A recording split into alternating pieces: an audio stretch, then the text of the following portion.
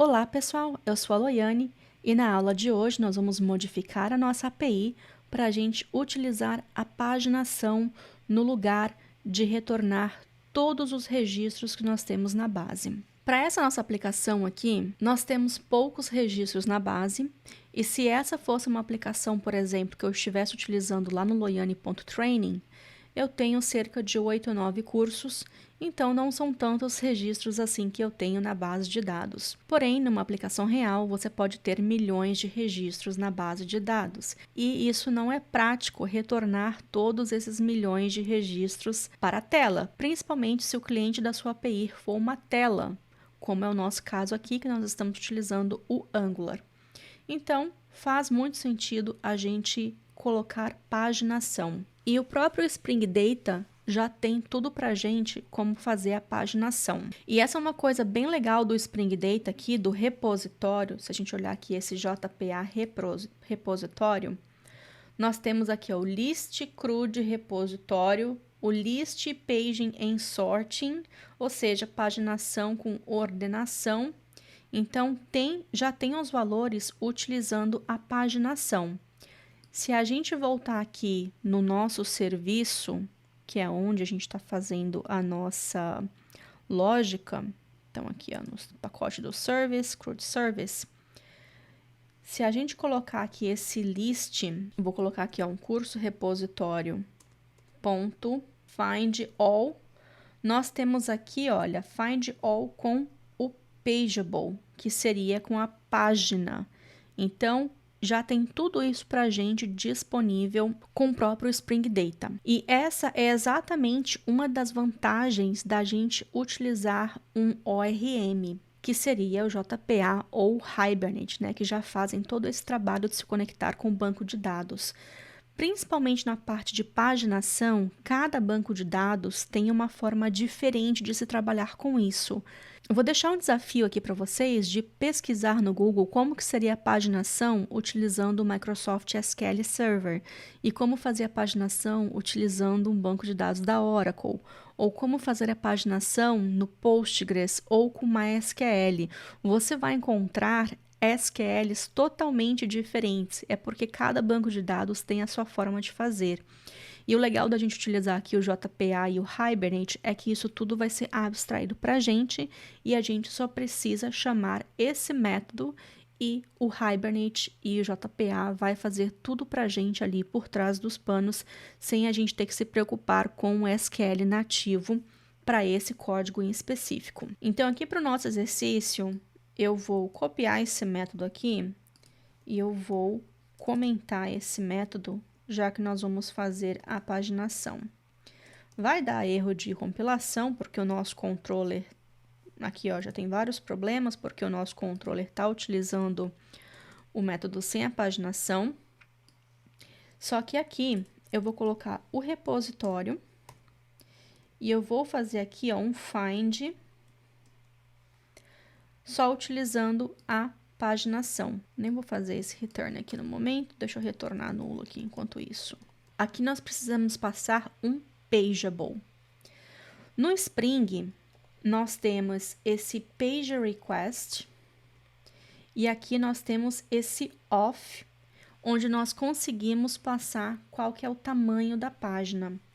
Então, olha que interessante isso daqui. Eu posso passar qual que é a página, e a página sempre vai começar, claro, que é do 0, primeira página, já que o índice do Java é o índice 0. Qual é o tamanho da página?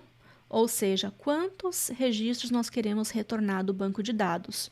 10, 25, 30, 1000, 1 milhão, enfim. E também tem a direção, ou seja, eu quero que os meus registros venham de forma ascendente, descendente e etc. E aí você, no caso, nós estamos sempre trabalhando aqui com o identificador aí como a coluna primária. Então, eu vou utilizar esse off, só que eu vou passar aqui a página 0, por enquanto eu vou colocar os meus valores hard-coded e 10 registros. Quando a gente faz isso daqui, a gente está retornando um objeto. Esse objeto é uma página de curso.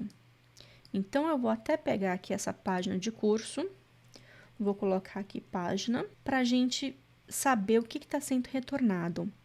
Olhando para esse objeto aqui de página, vou vir aqui na definição, e nós temos que é um slice, ou seja, um pedaço, né? E essa página eu consigo pegar algumas propriedades, como o total de páginas que está disponível para mim lá no banco de dados, de acordo com o tamanho que eu estou passando da minha página. Então, o Java já vai automaticamente calcular quantas páginas eu tenho disponíveis. Então, se a gente estiver utilizando a paginação no nosso front-end, que é o que nós vamos utilizar depois, eu vou vir aqui novamente aqui no Material, só para a gente poder ter uma noção. Esse é o Paginator, tá vendo? Ó, quantos itens por página que nós queremos. É exatamente esse valor aqui que a gente vai mapear aqui no tamanho. E qual que é a página? Aqui está mostrando o registro. Então, aqui como é a primeira página, a segunda página. Então, aqui nós também vamos passar qual que é a página que nós queremos passar, que é essa daqui. E, além disso, também temos o número total de elementos, principalmente quando a gente está trabalhando no front-end. Tá vendo aqui, ó, 1 de 10 de 100. A gente precisa também fazer o count da nossa tabela para retornar quantos registros nós temos nessa tabela, porque é essa informação que vai determinar se a gente tem uma próxima página ou não, qual que é a última página. Então, esses valores nós vamos precisar passar depois para os controles do nosso front-end, para a gente também poder disponibilizar essa informação para o usuário. Então, é essa informação que a gente obtém aqui do nosso Pageable. Como nós vamos utilizar o Material com o Paginator depois lá na nossa tela, nós vamos também precisar de repassar essas informações para o front-end. Se vocês já estão assistindo a esse curso, vocês sabem que eu não gosto particularmente de expor coisas do framework em si. Eu sempre gosto de ter os meus próprios objetos, porque se no futuro o framework mudar, e isso já aconteceu algumas vezes, ou então se você mudar a sua implementação, o seu front-end não precisa ser modificado por conta disso. E é por isso que eu também gosto de criar aqui, nesse caso, o meu próprio DTO da paginação. Então, aqui, no DTO, eu vou criar uma outra classe, que eu vou transformar essa página de curso do Spring para o meu próprio DTO. Eu vou criar aqui um course page dto.java e aqui vai ser uma record. Nessa record, eu apenas vou utilizar essa record aqui como leitura, então eu não preciso passar todas aquelas validações. Eu vou retornar aqui uma lista. Tem até, olha, o Copilot até me dá uma solução. Então, eu vou pegar aqui essa lista, que na verdade é do Utils List. E eu vou colocar aqui de cursos. Eu preciso do total de páginas e eu preciso do total de elementos. Se você desejar, pode repassar essa informação para o front-end. Não precisa, porque o front-end já vai ter isso. Então, é isso que eu vou deixar aqui na minha record. Com isso feito, eu vou fazer algo parecido que eu tinha aqui. Tá vendo? Eu vou fazer um stream de todos os elementos da página. Vou passar de novo para DTO. Nós vamos ter uma lista de curso DTO para a gente poder criar a nossa record. Então, aqui eu vou colocar um list de curso DTO. Novamente, o Copilot já está me dando uma sugestão de código. O que eu quero mostrar nessas aulas também para vocês, utilizando o Copilot, é como que uma ferramenta de inteligência artificial pode ajudar a gente. A gente tem aqui um IntelliSense, um autocomplete um pouco mais inteligente, já dando para a gente dicas de código que a gente pode utilizar. Então, eu vou utilizar exatamente isso. Olha, página, vou pegar esse get e olhando o que esse get faz, ele já retorna um stream de cursos. Se você quiser, pode pegar o conteúdo e a partir do conteúdo fazer o stream também, só que o get já dá essa informação para a gente. Nós vamos mapear cada curso num DTO, igual a gente fez aqui embaixo, e nós vamos no final coletar tudo isso no formato de uma lista, porque é a coleção que a gente precisa. Com isso feito, o que nós vamos fazer é retornar um curso PageDTO. Então, aqui eu tenho os cursos, que é a lista de curso. Eu vou pegar também, aqui eu preciso importar. Eu vou pegar também o total de elementos, que é aqui, ó, get total elements, e o número total de páginas, que é o page get total pages, que existe aqui dentro desse objeto de page. E aqui vai dar um erro, porque eu estou tentando retornar uma lista, e aqui eu tenho esse curso PageDTO. Então, eu vou remover aqui e eu preciso importar. Com isso feito, nós vamos ter que modificar também o nosso controller, porque agora o controller não está mais retornando uma lista de curso DTO, e sim um curso PageDTO. Então, vai mudar aqui um pouquinho o nosso código. Vou fazer o seguinte, eu vou deixar isso aqui, eu vou copiar, eu vou deixar comentado, caso alguém ainda esteja vendo o código antigo, para a gente poder ter esse código antigo. E aí eu vou manter aqui o método novo. Então, pronto, tá aqui. Lembrando ainda que nós estamos passando esses valores aqui codificados na mão. Vamos testar aqui a nossa API, e eu vou agora executar a aplicação. Vou abrir aqui o api.http, pode utilizar o Postman, pode utilizar o Thunder Client, enfim, fica a gosto. E eu vou fazer aqui esse get, e aqui eu tenho aqui, ó, uma lista de cursos com um elemento e uma página apenas. Se a gente tentar rodar o nosso front-end agora, não vai funcionar, porque nós mudamos completamente o objeto que nós estamos enviando para lá. A gente teria que acessar apenas essa lista de cursos para poder deixar o nosso front-end funcionando. Então, por isso, a gente não vai rodar o front-end no momento. Vou fazer aqui uma pequena mudança para a gente conseguir testar isso, senão a gente não vai conseguir testar, não é verdade? Eu vou fazer aqui um for, aqui é int i começando no 0, vou fazer um i menor que 20, por exemplo, e aqui um i mais mais. Eu vou abrir essas chaves, vou fechar aqui embaixo, e isso tudo vai ficar identado aqui um pouquinho para frente. Aqui é um ponto e vírgula. E aqui o que eu vou fazer, olha, é colocar um mais do i para a gente poder ter um curso diferente. Então, quando a gente for rodar esse programa, nós vamos ter 20 cursos na base. Então, iniciou, olha, inseriu várias vezes na base. Agora sim, se a gente for fazer novamente essa requisição, nós temos aqui, olha, 10 cursos sendo passados aqui para a gente. Nós temos 20 elementos, um total de 2 páginas. Se a gente está pedindo 10 registros por vez no nosso banco de dados, então 20 elementos, 2 páginas. Então a paginação está funcionando, só que agora a gente precisa também modificar o nosso código para a gente deixar isso dinâmico. Então, o que nós vamos fazer? No lugar de ter isso aqui codificado, nós vamos receber por parâmetro. Então, aqui eu vou utilizar um inteiro, que é a página, e um inteiro para o tamanho.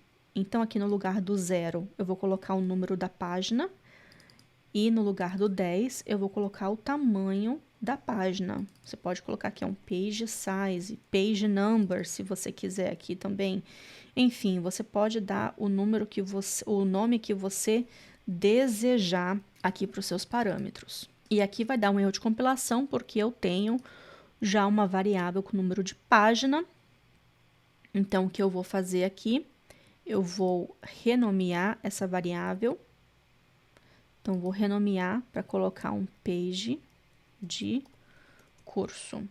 Aí, aqui sim, eu vou passar esse page curso como página. Com isso feito, a gente também precisa modificar o nosso controller. Então, inclusive, a gente pode vir aqui e já colocar esses dois page e page size, vou passar aqui também para o meu serviço para parar de dar o erro de compilação. De novo, tem pessoas que preferem, no lugar de passar o page size, passar um pageable. Como eu quero deixar isso aqui não tão focado no framework do Spring, mas sim algo genérico que tanto um serviço em outra linguagem ou um front-end possa utilizar, eu prefiro receber algo que seja comum, independente se você estiver utilizando Angular, React, Vue, JavaScript puro ou um serviço em Node.js, algum outro serviço em Java. E no meu serviço, eu tomo conta da implementação, qualquer que ela seja. Assim, no futuro, se eu precisar mudar isso aqui completamente, eu consigo fazer isso. O motivo que eu gosto de fazer isso é o quê? Quando você coloca aplicações em produção, você não vai ficar trocando a linguagem da sua aplicação todo ano. E eu participo de projetos onde as aplicações estão rodando há mais de 10 anos em produção. Antigamente, quando a gente não tinha o Spring Boot ainda e não tinha o Spring Data, a gente fazia isso tudo na mão com o Hibernate. E se eu voltar aqui no meu GitHub e ver, por exemplo, um exemplo utilizado em 2010, eu tenho aqui um grid feito com ExJS, que é um outro framework JavaScript, mas também feito com o Spring. É uma versão mais antiga do Spring, onde a gente não tinha o Spring Boot ainda. Porém, esses conceitos de paginação são conceitos que não mudam. Você vai utilizar isso em qualquer framework que você estiver utilizando, seja Spring, seja algum outro framework Java, algum outro framework em uma linguagem diferente, seja com Angular, seja com React, seja com Vue, seja com framework que foi codificado, por exemplo, há mais de 10 anos. Então, se a gente abrir esse código aqui, e eu vim aqui no código-fonte, eu vou vir aqui no controller, e vocês podem ver que nós estamos passando aqui um start, que é a página, e um limite, que é o nosso page size. E como isso é feito aqui, ó, no nosso DAO, por exemplo, esse código que vocês estão vendo ainda é totalmente abstraído pelo Spring Data. Por trás dos panos é ainda algo semelhante, é um pouco diferente, porque essa page criteria ela já está depreciada. Mas antigamente você utilizava aqui um find by criteria, onde você definia qual que era a classe que você gostaria de buscar no banco de dados e colocava aqui o start e o limit. Então, se no caso o Spring Data deixar de ser depreciado ou o Spring passar a implementar algo completamente diferente, para quem está consumindo essa API, não vai mudar. Isso tudo vai se tornar um detalhe de implementação. E essas são coisas que são bem legais a gente se pensar, porque geralmente uma API dessa em Java, que nós estamos fazendo aqui, é uma API que, se a gente colocar isso em produção, a gente vai conseguir manter essa API com poucas mudanças e ela vai rodar com saúde por 10, 15 anos que estão ainda por vir. Então, é por isso que eu gosto sempre de não deixar o meu front-end ou algum outro serviço linkado com algo que seja específico do framework e sim criar para a própria assinatura que seja genérica e que não esteja vinculada ao framework. Então, aqui no controller, eu tenho esse page e o page size, só que aqui no controller eu quero receber essa informação. Essa informação eu não preciso passar pelo corpo, nós vamos receber através de parâmetros da query. O que eu quero dizer com isso? Que aqui nós vamos colocar o ponto de interrogação, a página nós vamos colocar o 0, e aqui o page size nós vamos colocar 10, por exemplo. Então, essa aqui vai ser a nossa URL para a gente poder buscar as informações com paginação aqui no Spring. E lá no Angular, depois a gente vai modificar também para a gente poder passar esses parâmetros para a query também.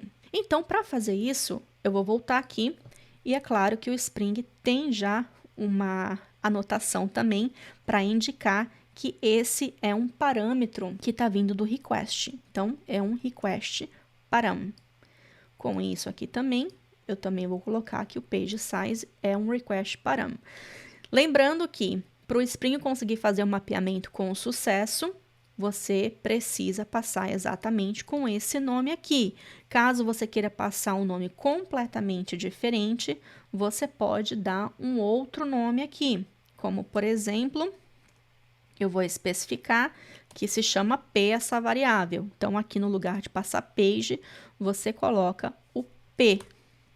Tá? Então, existe essa opção também de customização, caso você precise. Se você for manter o mesmo nome, então não precisa passar isso daqui. Com isso feito, a gente vai reiniciar o nosso serviço para ver se está tudo funcionando. Aqui eu vou passar o 0 e o 10, como a gente fez aquela hora. Então, nós temos 10 cursos e aqui duas páginas para 20 elementos. Se você quiser, pode fazer aqui, ó, página de 5 elementos apenas. Vamos mandar esse request.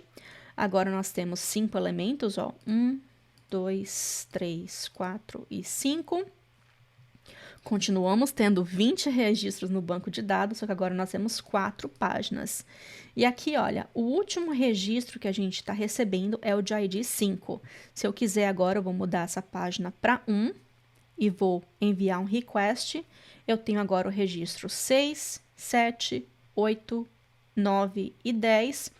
Continuo tendo 4 páginas e 20 elementos. Então, a paginação está funcionando de acordo. E aí você pode estar pensando, tá pronto, né? A API em si está pronta, só que essa API está vulnerável. Aqui nós temos apenas 20 registros no banco de dados. Imagina que você tenha milhões de registros no banco de dados. Eu posso vir aqui e passar um 0, e eu posso vir aqui nesse page size, por exemplo, e colocar 100. Eu vou colocar 100 porque a gente tem só apenas 20, mas se você tivesse milhões de registros, você colocaria na casa dos milhões. Acho que dá para ter uma ideia de onde eu estou querendo chegar. Então, vou enviar esse request. Eu tenho aqui todos os registros, 20 elementos, mas apenas me retorna 1. Então, eu posso colocar um número aqui muito grande e obter todos os registros no banco de dados. Se você tem uma API com milhões de registros e você coloca um número muito grande, pode ser que você nem consiga retornar todos os registros que você tenha no banco de dados. E aí você pode tirar a sua API do ar. Então, isso deixa a aplicação bem vulnerável. Aqui, a gente trabalhou aí 2 aulas falando sobre o Jakarta Bean Validation, que é a validação do Java. Então, a gente também vai passar essa validação para cá. Então, aqui eu não quero, por exemplo, que esse valor inteiro, ele pode receber número negativo. Então, eu vou falar que esse número pode ser positivo ou 0. Então, acima de 0. Eu vou deixar esse valor em aberto, porque a página é sempre algo que pode ser calculado e vai depender do número de registros que você tem no banco de dados e o tamanho da sua página. Então, eu não vou limitar valor máximo aqui. Porém, aqui para o page size, eu vou colocar aqui esse é um valor positivo. Eu não vou aceitar o 0, o positivo não aceita 0, aceita a partir de 1, porque não faz sentido eu fazer uma paginação na página 0 com 0 elementos. Então, eu vou colocar essa validação aqui para garantir que eu tenha pelo menos um request, uma requisição válida. E aqui eu também vou colocar o max. Eu vou limitar aqui para o tamanho máximo. Então, essa validação aqui, esse max, para mim é a validação mais importante que você pode colocar, porque você vai impedir, caso você tenha milhões de registros, você pegue a base inteira de uma vez. E esse valor, você vai colocar o valor que faça sentido para a sua aplicação. Novamente, mesmo que você esteja utilizando aqui um Angular Material e coloque aqui 100 como o tamanho máximo, lembra que a sua API existe independente do front-end e independente de qualquer outro cliente que esteja consumindo essa API. Então, a gente precisa colocar essas validações. E eu gosto também de colocar a validação no serviço novamente, porque caso você delete por acidente e você não veja isso durante a revisão do pull request, a gente já tem a informação aqui. Então, aqui vai ser positivo e o max também de 100. E aí fica tanto no controller quanto no nosso serviço. E lembrando novamente que o serviço é uma classe pública, eu poderia ter outro controller, então não dá também para a gente só confiar no controller. Então é sempre bom você também colocar a validação em todos os lugares possíveis da sua API. Com isso feito, eu vou reiniciar novamente. Eu sei que eu estou com um auto restart aqui, mas eu gosto só para evitar qualquer erro que possa dar. Então aqui eu vou fazer novamente esse request.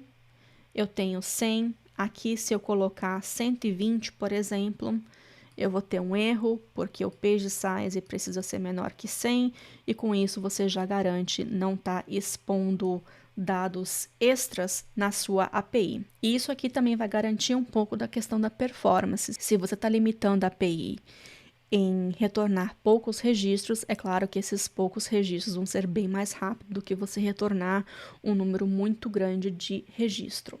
Tem uma outra validaçãozinha que eu quero colocar aqui, na verdade não é uma validação, mas é apenas algo para poder ajudar a nossa API, porque agora eu sempre tenho que chamar a minha API com os parâmetros aqui na minha query. O Spring tem um valor aqui que você pode definir qual que é o valor padrão. Esse valor padrão aqui é uma string, sempre a página 0, como meu valor padrão, porque faz sentido você começar da primeira página. E eu também vou colocar aqui esse valor padrão para o meu request param. E aqui eu vou colocar, por exemplo, 10 registros como padrão. Apesar desse valor ser uma string, lembrando que a gente está enviando isso como uma query param, e o Spring vai tentar fazer a conversão para a gente automática. Então, com isso feito, o que me permite? Permite que eu faça o seguinte, deixa eu colocar aqui um outro registro, vai permitir que eu não precise passar esses parâmetros aqui. Caso eu não passe o parâmetro, a minha API continua funcionando, porque o Spring, olha, eu não passei nada, mas o Spring me retornou 10 registros, eu tenho a informação que eu preciso.